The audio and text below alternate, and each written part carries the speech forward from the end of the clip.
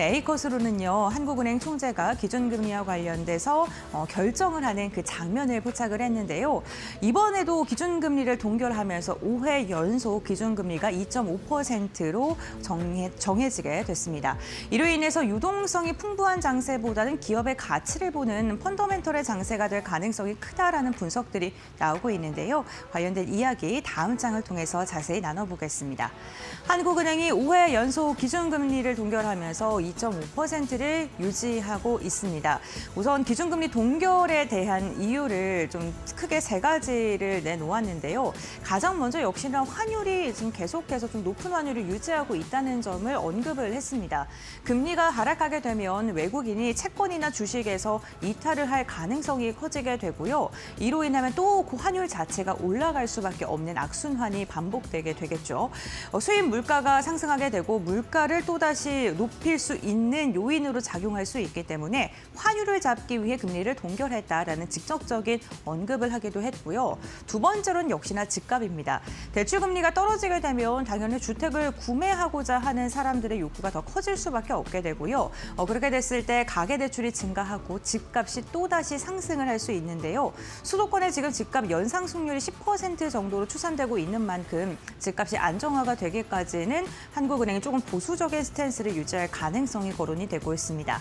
가계부채 역시나 대출 증가세는 둔화하고 있지만 여전히 총부채 수준이 높은 상태이기 때문에 섣부르게 기준금리를 인하는 하진 않을 것이고 다음번에도 동결할 가능성이 지금 크게 점쳐지고 있는 상황입니다. 최근 환율이 급등을 했는데요. 주식시장에 사실 이 세 가지 이유 중에 가장 크게 영향을 미치는 게 환율이기 때문에 환율 부분은 조금 더 집중적으로 보도록 하겠습니다.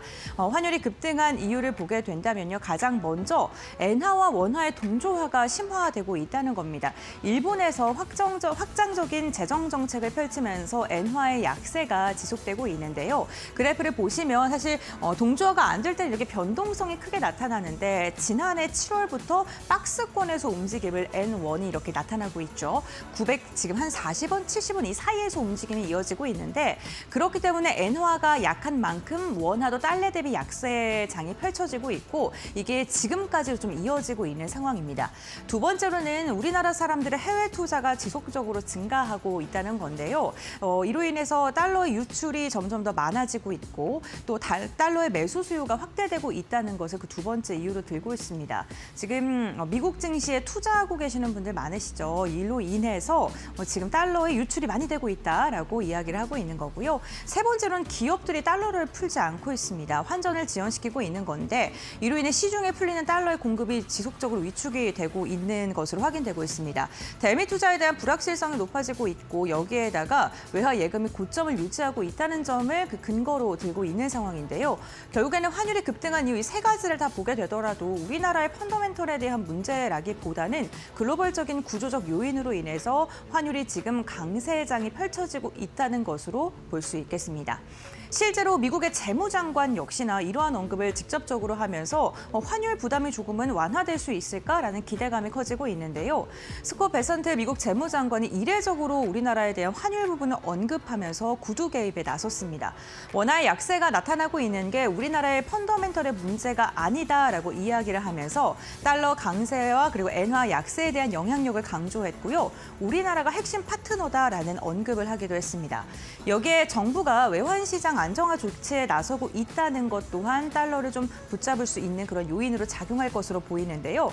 정부가 안정화 조치를 지금 꺼내들고 있는 게 국민연금의 환해지 그리고 외화 유동성 규제에 대한 완화, 해외 자금 환류 세제 지원과 같이 여러 가지의 정책들을 펼치고 있습니다. 그런데 지금 과연 환율을 잡을 수 있을지 그로 인해서 좀 안정화에 들어갈 수 있을지는 지켜보셔야 될 것 같습니다.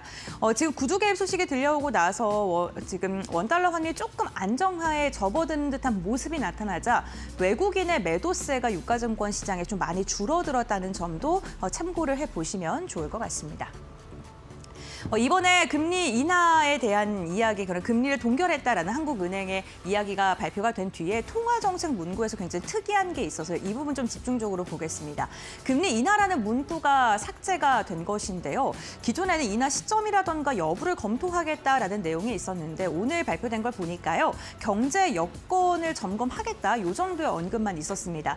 사실상 금리 인하라는 그 문구를 삭제하면서 금리 인하 사이클이 종료된 것이 아니냐라는 분석이 나오고 있고요. 그로 인해 이제는 유동성 장세라기보다는 실적, 그러니까 기업의 가치를 보고 접근하려는 장세로 전환되는 시점이 될 수 있다라는 분석까지 더해지고 있습니다. 실제로 코스피의 상승을 하는 기업들을 보게 된다면요. 대형주 그리고 수출주를 중심으로 매수세가 유입되고 있는데요. 10거래 연속 신고가를 경신하고 있습니다만 수급의 쏠림 현상이 결국에는 이익 추정치가 높아지고 목표 주가가 상향되는 기업을 중심으로 매수세가 쏠리고 있다는 것입니다. 오늘 연기금이 매수에 가담을 하고 있는데 연기금이 매수하고 있는 업종군들을 보더라도요. 전기전자, 제조업, 그러니까 해외에서 돈을 벌어오는 고환율의 수혜를 받을 수 있는 기업을 중심으로만 집중적인 타겟이 되고 있다는 점도 참고를 해보셔야 될 것 같고요. 결국에는 이렇게 금리 인하 사이클이 종료가 되면서 실적 가시성이 높은 업종들을 좀 더 집중적으로 바라봐야 되는 시장이 찾아온 것 같습니다. 대표적으로 오늘 시장에서 실적에 대한 기대감 속에 매수세가 유입되고 있는 업종을 보게 된다면요. 조선업종을 빼놓을 수 없을 것 같습니다. 조선업종 지금 수주 호황이 지속이 되고 있습니다. LH대한국 조선해양 같은 경우에는 올해 수주 목표를 높여 잡기도 했고요. 가스선에 대한 발주 재개 이야기가 나오고 있는 상황이고요. 실제로 지속적인 수주 소식이 들려오고 있는데 오늘 들려온 걸 보면 대한조선이 유조선 관련된 거, 하나오션이 VLCC 세척에 대해서 수주에 성공했다라는 소식이 전해졌습니다. 고요. 뿐만 아니라 최근에도 지속적으로 다른 조선사들도 계약 체결 소식은 연이어 들려오고 있는 상황입니다. 업황 회복에 대한 그런 시그널은 지속적으로 감지가 되고 있는데요. 선가가 상승을 하고 있는데 아직도 공급자가 가격을 결정할 수 있는 공급자 우위 시장이 지속되고 있는 상황이고요. 여기에다가 글로벌 LNG 프로젝트가 재개됐다는 점, 또 마스가 프로젝트와 같은 군함, 특수선과 관련돼서도 수출 확대에 대한 기대감이 커지면서 조선사들의 먹거리가 점점 더 커지고 있다는 점, 이게 또 실적과 수주로 이어지고 있다는 점은 기억을 해두시면 좋을 것 같습니다. 여기에 더해져서 LNG까지 확장하는 모습이 오늘도 포착이 됐는데요. 포스코 인터내셔널 같은 경우에는 알래스카의 LNG 프로젝트 64조에 참여를 한다라는 소식이 전해졌습니다. 규모로 따지면 연간 한 100만 톤 정도이고요. 지분을 또 직접적으로 투자를 한다고 하면서 이에 대한 시장의 기대감이 커지고 있는 상황인데요. 다음 달까지 최종 투자 결정에 대한 가능성이 나오고 있고 이렇게 된다면 프로젝트가 이제 현실화가 되고 집행이 되는 단계로 되기 때문에 국내 LNG 가스관 관련된 사업을 영위하고 있는 기업들이 실제 실적으로 찍힐 가능성도 커질 수밖에 없습니다. 수혜 업종으로는 조선, 강관, 그리고 EPC와 해운 이렇게 4가지 수혜 업종들이 있고요. 실제로 오늘 시장에서도 여기도 반응을 하고 있다는 점도 기억을 해주시면 좋을 것 같습니다. 이제는 유동성 장세보다는 펀더멘털을 확인하고 가려는 장세가 펼쳐지고 있고요. 반도체, 자동차 다 이제 실적이 나오고 있는 기업들입니다. 그리고 수출을 직접적으로 잘하고 있는 기업들이기도 하고요. 이러한 업종들을 중심으로 해서 포트폴리오를 한번 재점검해 보시는 것도 좋을 것 같습니다. 네,